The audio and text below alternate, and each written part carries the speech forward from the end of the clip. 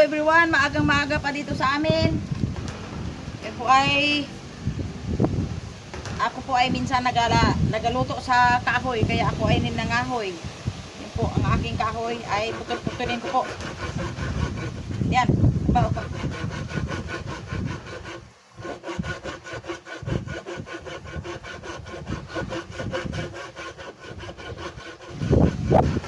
Matuto tayong magatong sa kahoy dahil dito sa amin ay probinsya.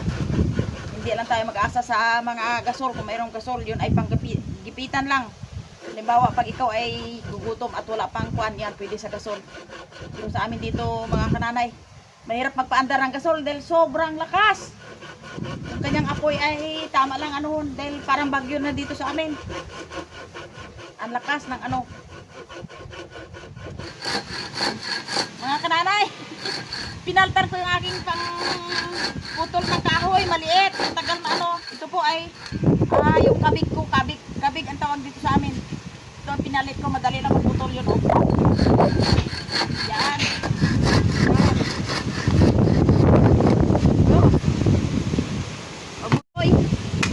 Yun. Ay, kita mo, madali lang magputol. Yan, start ko muna bago ipalakol. Yan.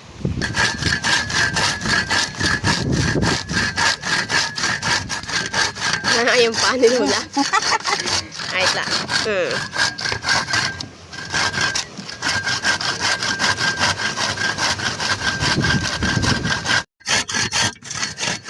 Maya. Putol na yan.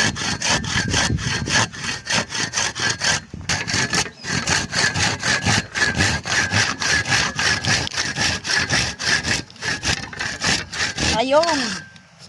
Paano na yan? Wet. Kita mo lang. Iba talaga ang yun. Yun na po mga kananay ay yung pagkatapos ko ng putol ng kahoy ng panggatong. At ito na naman. Aking dadaingin yung aking kabahagi sa fishing brother, kina Eric at Milena, naglambat sila. Yan. Time will come mga kananay, ako din maglambat. Ito po. Ito muna. Kaliskisan ko muna ito mga kananay. Yan. Oh, maganda pag kaliskis. Diba? Pag may gulok kang ganito. Ganda yan pag kaliskis, Mark.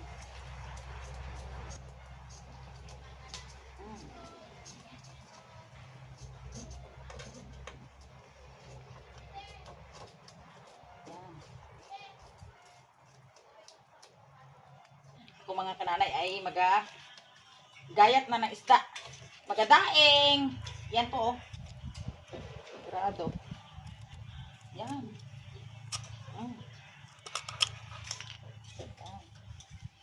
Pag ito'y nagadaing mga kananay ay kunan mo ng hasang para madaling matuyo yun. Hay tikman bak naman yan.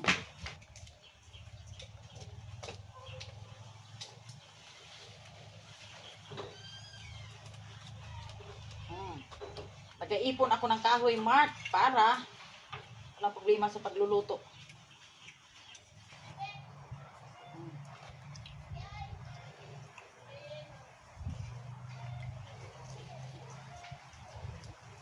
Ha? Puto balinghoy, yung pero ang yun lang. Magsibak tayo ng kahoy para may panggatong.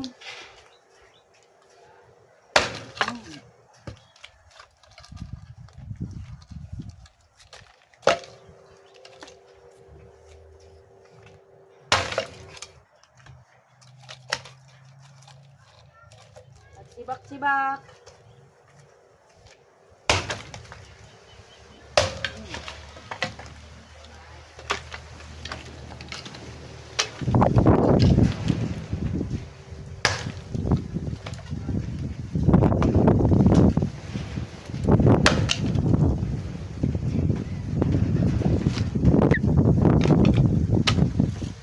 Kailang maggatong ng kahoy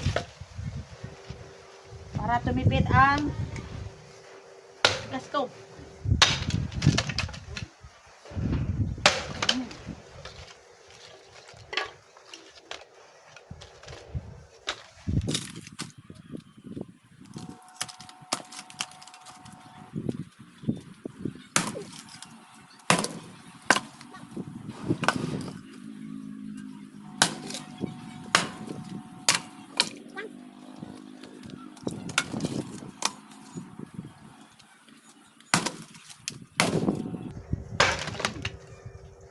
Ayos.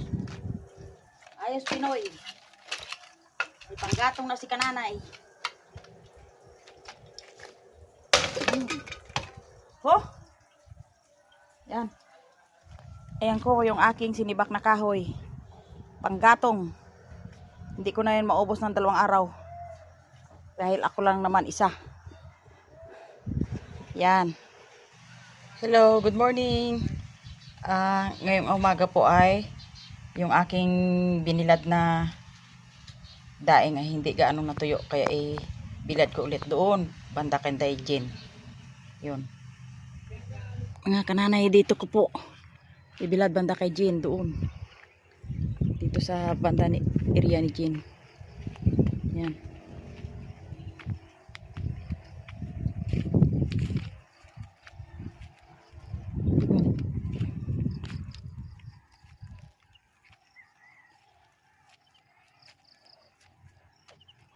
Ito po ang aking biladan. Ayan po yung aking daing na dinaing. Yan, mga aligasin. Saka yung batalay na maliit. Yan po, mamayang hapon yan, tuyong-tuyo na. Yan po mga kananay, yung aking daing na daing kanina, ito po, tuyo na. Ito po yun, oh. Yan. Yan po ang aking daing. Saka kanina po paglagay ko ng daing sa initan ay nagsaglit muna ako pabayan. Yan po. Para mamili ng kaunting paninda. Yan mga kananay. Yan po mga kananay yung aking kaunting paninda. Yan. Dinagdagan ko po ang aking puhunan ng kumili pa ako ng mga quick chow, yung mga noodles. At saka dinagdagan ko yung kinapay. Yan, ang aking kanina. At saka dinagdagan ko nung itlog. Yan po, oh. Mabilis sa amin ang itlog. Sukal at saka mga panindang dilata.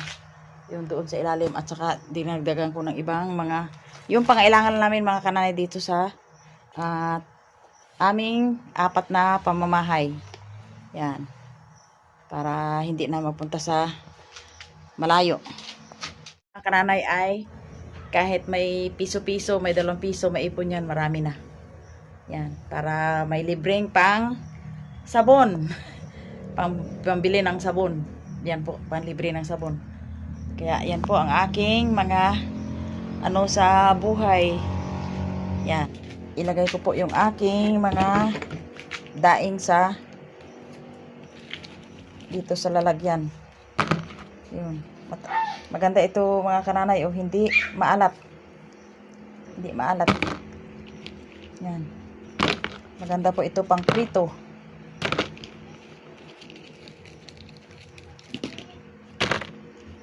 Yan. Sarap ang daing. Ayan mga kananay, nagluto si Sister Mary ng wow! Ano ba yan? Saan bang akin dyan? Tatay lang, kami saya yung isa. Abaw! Nabigyan na yung kabila eh. Sa amin lang yung palaki. Abaw! Ang tindi! Ano ba yan? Ay, may madero. Ayan, mga kananay, oh. Ay, matikim ka. Tikim, Sige, tikim Okay. kung ano. Oh, ayun. Yan. Yun. Lagay. Ayan po mga kananay, oh. Para tumama ang tamis kasi nag-less. Saan na yun si Faith? Umuwi na? Lagay tayo ng condense. Masarap. Ayun! Tayo. Saan nagpunta ha? Mga kananay, oh, binigyan ako ni Sister Mary ng kasaba. Sarap. Gatas. Bakit mo ginalay yung gatas? Lapit mo hindi ako tinidor. Yan. Ito, butangan. Lapit mo. Ayos. Good evening mga kananay. Dito na po ang binigyan po ako ni Sister Mary ng kasaba cake. Ito po mga kananay, oh. Ay time to eat na dahil dito sa amin ay nasa mag-alas 7 na ng gabi. Ayan po mga kananay ang aking ulam. Yan. Ito po yung aking kanin. Kaya medyo may kulay-kulay. Ito po ay yung pinakabahaw sa amin ay nilagyan ko ng tubig at linaga para tipid movement.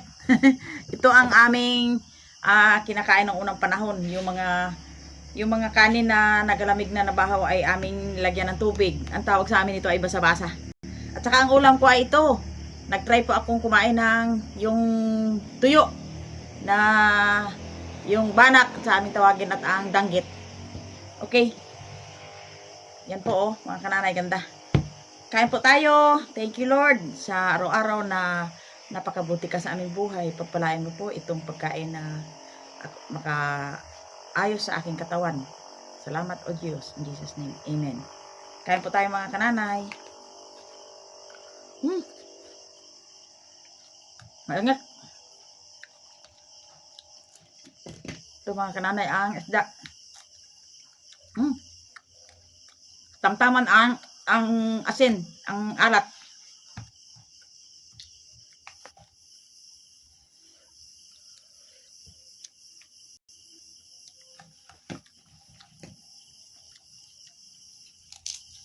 Itong isda po mga kananay, kaya maitim ito ay inihaw ko lang po ito. Inihaw. Para iwas ulit sa sa mantika.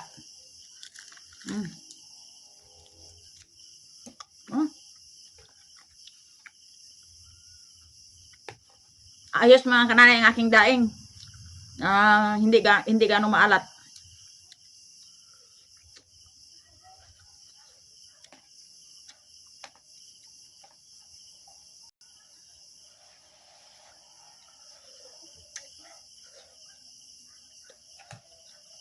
Mainit doy, mainit.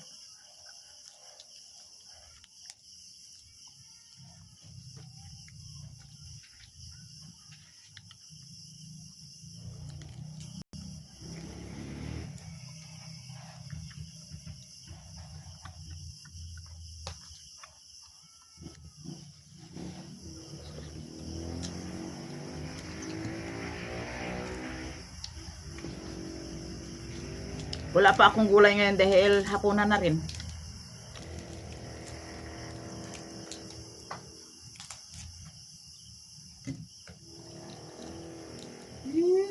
Kain tayo. Kain tayo na. Sige. Pasok ka? Yeah. Nagpamila ako ng ibang paninda kanina oh. Ano yung sa taas na may itim na yan? Lupoy? Lupoy. Kaya ate mo yan? Noodles. Ng mga pinamili mo pa. Noodles. Dilata. Ng mantika. Yun, may gatas. Bawal na sa akin ng gatas na. Ay, hindi mag-Milo ka na lang. Hindi, acidic. Milo everyday. Acidic. Anong ulam mo? Yung chicken na fried. Yung bakal di ba na kaya? Abo. Ito oh. Tamtaman ang gisaw eh. Ang banak. Anong plano niyo bukas? Anong plano niyo bukas? Matingnan. Ha? Matingnan. Panang paano? Lambat tayo? Doon si Ambet naglambat. Ng gym. Dito? Nagkaan? Sa Bukana? Oo, sa Bukana. Yun. Mga kananay, tikman ko itong... Oh, tikim ka? Ilang lang? Busugid. Busog? Eh di, exercise mo. Mag-exercise tayo tuwing umaga. Yan. Uy. Yun, mga kananay, oh, ang gawa ni Sister Mary. Yan. Tama. Bo. Talagang, na ano talaga?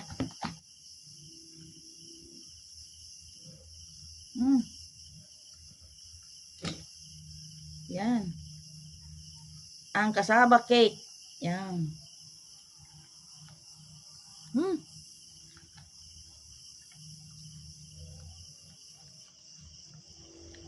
Kasaba cake talaga.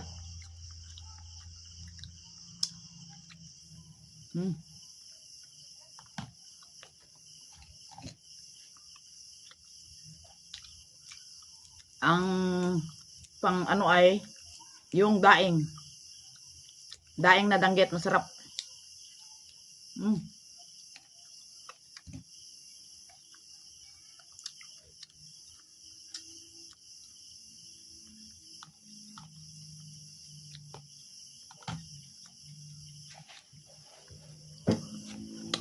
Salamat sa inyong panonood mga kananay. Next video.